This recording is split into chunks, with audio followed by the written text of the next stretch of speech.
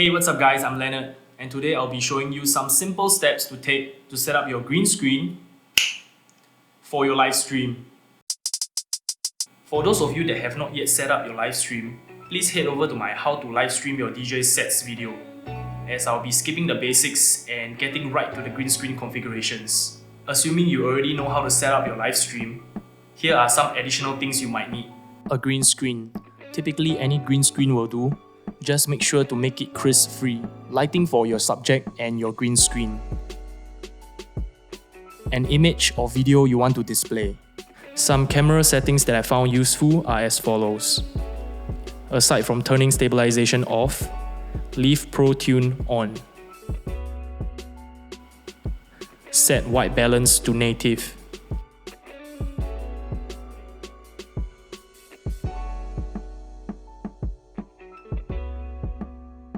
And you're all set to get onto Streamlabs OBS.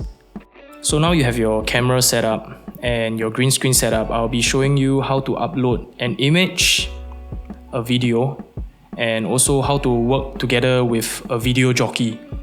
First up, we gotta upload an image first. So press the plus button, image, bottom right corner, add source. So we're gonna select a source from the desktop that I have downloaded earlier. So we're gonna browse, open the image, and just click done. And there you have it, the image. So we want to stretch it into place.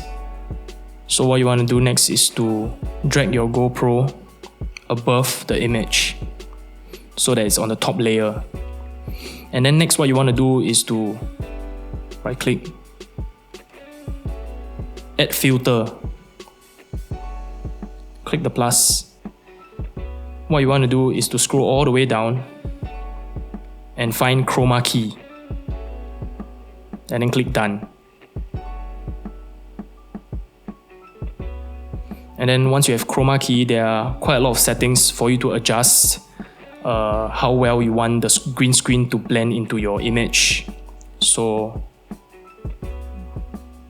I'll roughly put it around here. As you can see, the right portion is not as good as the left portion because of the lack of lighting.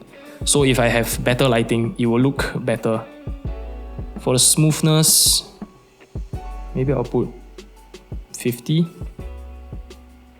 No, seems like 80 is better.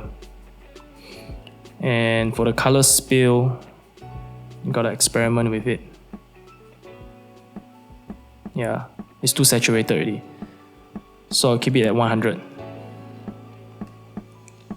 And then for opacity, contrast, and brightness, you do not need to touch. But for gamma, I would like to increase it a little bit, like maybe 0.2, so that my subject is brighter, and click done. But as you can see, we can see the top and a little bit of the corner. So what you want to do is to go to your GoPro, right click, transform, edit transform. What you want to do is to crop the top a little bit. And then bring it down. And there you have it. That's how you imprint an image on a green screen. Next, I'm gonna show you how you can broadcast a video to your green screen. First, proceed to add a new source. Select media source. I've downloaded a visual video earlier, which I can find in my desktop. And then I'll proceed to click loop. Done. What you want to do is to keep your GoPro at the top layer at all times. So essentially you are in front of your video, and then you want to resize the video so that it fits.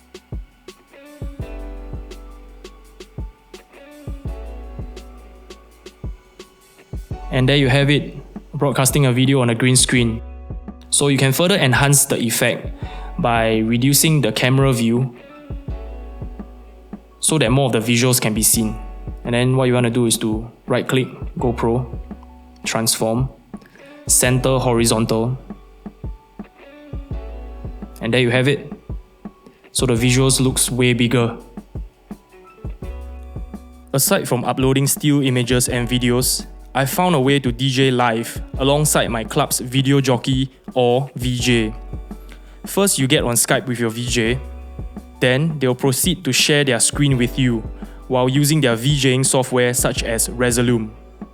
Then you'll go back to Streamlabs, you're gonna add a new source, add a window capture, add source, and then what you're gonna do is you wanna select Skype, the window that you want to capture. Click done. Your GoPro layer must always be on top of your VJ layer. So you have finally resized the image according to how you want it to be at the back of your DJ console.